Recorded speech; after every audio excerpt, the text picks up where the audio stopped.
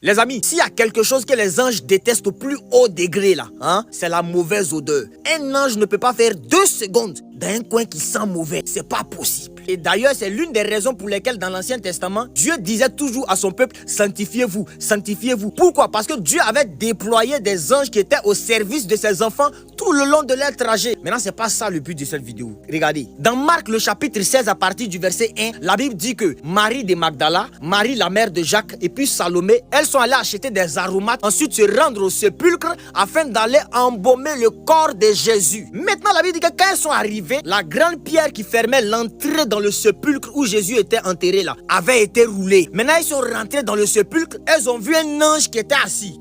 Et l'ange leur dit, vous cherchez Jésus de Nazareth, il n'est pas là. Voici, c'est ici il était couché. Mais allez dire à ses disciples qu'il les précède en Galilée. Attends un peu, frère. L'ange là était assis où? Dans le sépulcre, là où Jésus avait été enterré, c'est-à-dire dans la tombe. Parce qu'à leur époque là, on ne creusait pas pour enterrer les gens, mais c'était des tombes qui étaient construites comme ça, comme des petites maisons en façon de grotte comme ça et tout. Et puis il y avait des portes. Maintenant l'ange, il était assis dans la tombe. Et qui dit tombe, dit cadavre. Qui dit cadavre, dit pourriture. Qui dit pourriture, dit mauvaise odeur. Et qui dit mauvaise odeur, dit aussi absence d'ange. Mais comment se fait-il que l'ange est assis dans la tombe où Jésus était enterré, jusqu'à il est confortable, il est assis, il sait qu'il y a des femmes qui ont venu chercher le Seigneur, et lui il est assis dans ce confort-là, il attend ces femmes. Ça veut tout simplement dire que le corps de Jésus n'a pas pourri dans la tombe là. Le corps de Jésus n'a pas pourri dans la tombe. Hey! My God, toutes les tombes qui ont précédé Jésus ont senti mauvais parce que ceux qui y ont été mis ont pourri et l'odeur de ces tombes-là sont devenues désagréables. Mais l'atmosphère, l'odeur de la tombe dans laquelle on a mis Jésus là, c'était aromatisé. Ça avait une odeur céleste, une odeur agréable. Tellement l'odeur était agréable, l'ange est venu s'asseoir, il ne veut plus sortir.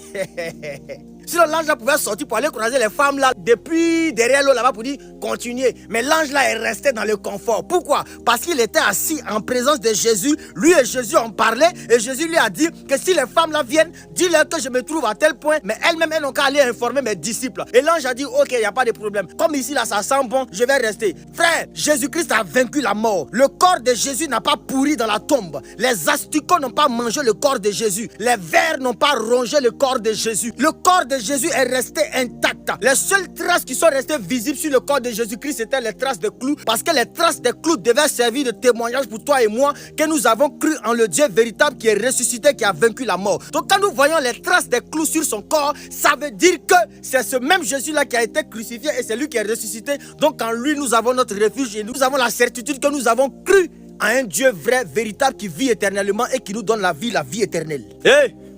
Tu adores un Dieu mystère, mon frère. Tu adores un Dieu mystère, ma soeur. Tellement il est mystérieux. Il a fait de toi un mystère appelé nouvelle créature. Tu n'es pas un homme, tu n'es pas un ange. Même les anges te respectent. C'est-à-dire les anges même regardent les chrétiens et puis les anges envient les chrétiens. Parce qu'en temps normal, quand la Bible te décrit la gloire d'un ange et puis la Bible te dit que Jésus-Christ donne des recommandations à des anges pour que les anges viennent servir les hommes. Quels hommes? Les hommes qui ont accepté Jésus comme Seigneur et Sauveur, qui croient en Jésus. Quand tu acceptes Jésus, tu es plus qu'un ange. Tu es devenu un mystère que même les anges envient.